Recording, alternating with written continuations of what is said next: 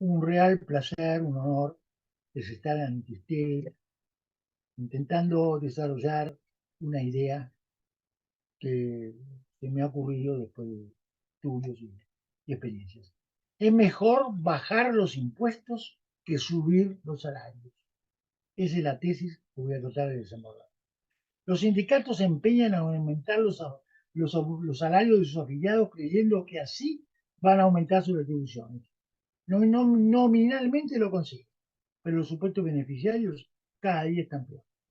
Al mismo tiempo que sus ingresos crecen, aumentan los precios de los bienes y servicios que requieren. Y además ha surgido un protagonista temible, los impuestos que se deben pagar.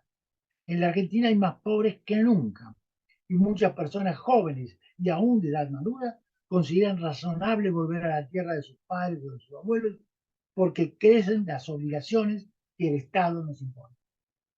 Desde el 4 de junio de 1943 se asistió a una pugna entre dos sectores que se fue incrementando con el transcurso del tiempo. Los gremios conseguían aumento del sueldo, pero algún tiempo después, más tarde, las cosas y los servicios acrecentaban su precio y entonces estaban igual que antes o peor. Lamentablemente nuestra patria entró a jugar desde la fecha indicada hasta hoy un factor que ha destrozado al país. Se han incorporado al Estado cientos de miles de empleados con escasa capacidad y además innecesarios, lo que ha generado un incremento fatal del gasto público y por ende de los impuestos. No hay impuestos sin gasto público previo. Estos impuestos han aumentado los precios notablemente y desarticulado la economía porque los salarios tienen ese ingrediente insoportable.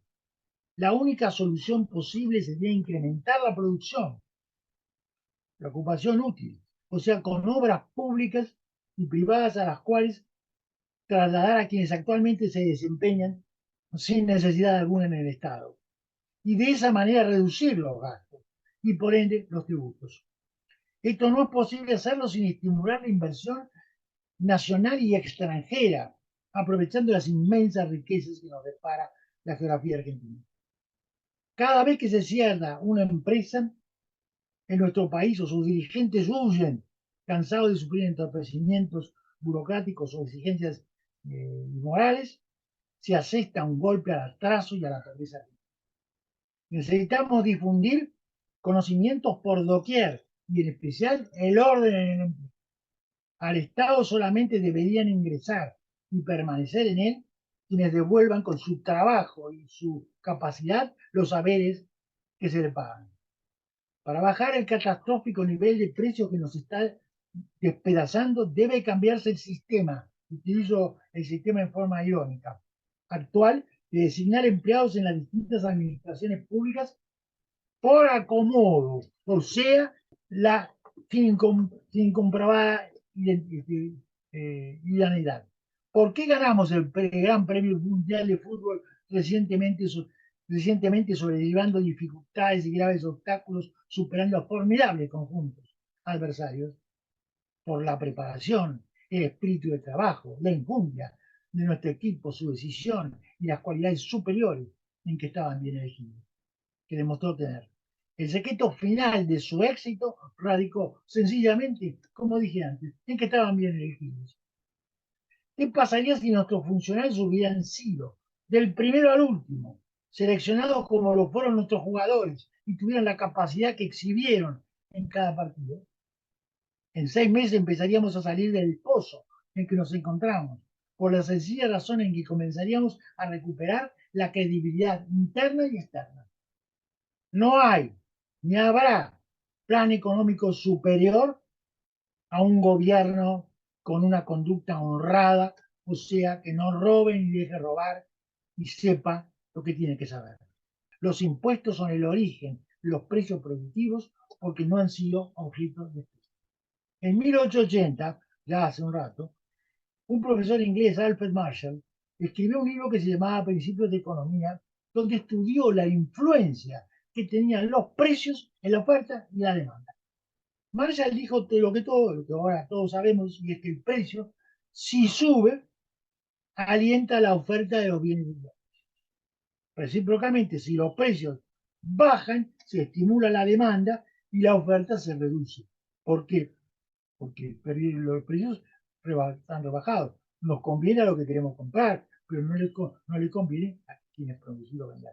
¿Qué pasaría si argentinizamos a Marshall y sustituimos el precio de su título por la palabra impuestos? ¿Con qué nos encontraríamos? Con que los impuestos, si suben, bajaría la demanda porque subirían los precios. Y bajaría seguramente la oferta porque el productor presumiría que esos precios más altos reducirían el número de sus consumidores. Es obvio. En ese caso, ya viene la pregunta importante, en ese caso el aumento de los impuestos aumentaría la recaudación, que es lo que el pico pretende, o la disminuiría.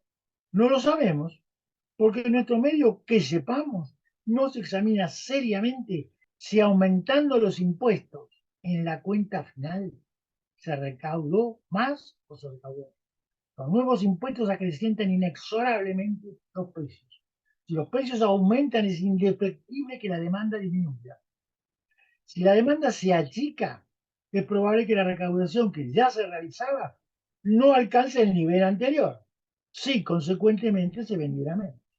Si aplican un impuesto que hace que se reduzca la cantidad de zapatos que produzco, evidentemente se va a recaudar menos.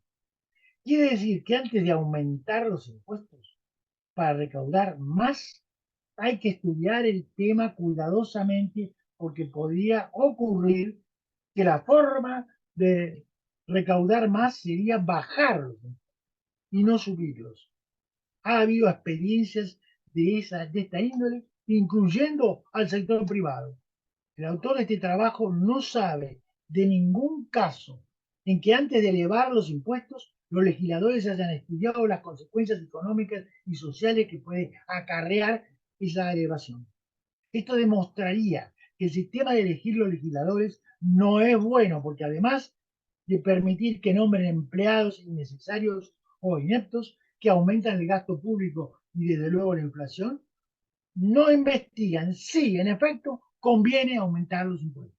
Nuestro Congreso, especialmente la Cámara de Diputados, donde el pueblo ignora por quién vota, dado que elige una lista sábana, donde no sabe quiénes son los que están en esa lista, sin saber la idoneidad de a quién elige. Es obvio que debería estudiar con más énfasis la relación precios, salarios e impuestos. El problema argentino no es económico, es que parte de sus gobernantes no son capaces de desempeñar sus cargos y deberían ser reemplazados. En lo que concierne a los precios, que actualmente son elevadísimos, los salarios no alcanzan y los impuestos son impagables, el Congreso Nacional debería aplicar la Constitución sabia y valientemente y resolver si estos errores fundamentales son responsables o no el señor presidente de la República y la señora vicepresidenta, quienes evidentemente no se ocupan de las necesidades concretas del pueblo y han permitido que los impuestos y los gastos irresponsables impidan satisfacer las necesidades populares. La Constitución Nacional obliga al Congreso a decidir si deberían o no seguir en sus cargos los mencionados funcionarios, porque evidentemente carecen de credibilidad interna e internacional. Basta ver lo que es el riesgo país de Argentina, que supera a casi todos los países del mundo. El Congreso debería enfrentar esta crisis, aunque el sistema de su elección no fuera ideal, según hemos dicho, porque deberían terminar con ella. El Congreso debería enterarse que es mejor bajar los impuestos que aumentar los salarios, para lo cual es preciso suprimir los gastos inútiles. Los elevados impuestos son la consecuencia de estos últimos. Realmente, si no se bajan los gastos inútiles, no va a haber arreglo de nada. Bueno, con esta frase me despido de ustedes, agradecido por la atención que me han dispensado y esperando que la nación argentina reanude sus hazañas, que las tuvo, de ser una vez, como lo fue, el séptimo país del mundo en Producto Bruto y ahora debe ser el 70 y pico. Buenos días a todos.